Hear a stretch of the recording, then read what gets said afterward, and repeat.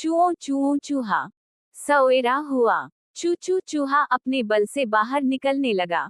सामने बिल्ली बैठी थी। चूहे ने सोचा मैं बाहर निकला तो बिल्ली मुझे खा जाएगी। बिल्ली कहने लगी, प्यारे चूहे, बाहर निकल आओ। चू चू ने कहा, मैं बाहर नहीं आऊंगा। बिल्ली ने पूछा, क्यों? चू चू कहने लगा, मैं बाहर आऊंगा तो तुम मुझे खा जाओगी। बिल्ली ने कहा, अल्लाह ना करे, मैं तुम्हें क्यों खाऊंगी? मैं तो तुम्हें दोस्त बनाने आई हूँ। ये देखो मैं हाथ बढ़ाती हूँ, तुम मुझसे हाथ मिलाओ, मेरे दोस्त बन जाओ।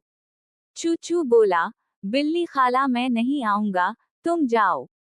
उधर देखो टीपू कुत्ता खड़ा है, इससे हाथ मिलाओ। बिल्ली ने कुत्ते को देखा, उसका दम निकल गया। वो उछल कर खिड़की पर चढ़ गई, किसी तरह अपनी जान बचाई।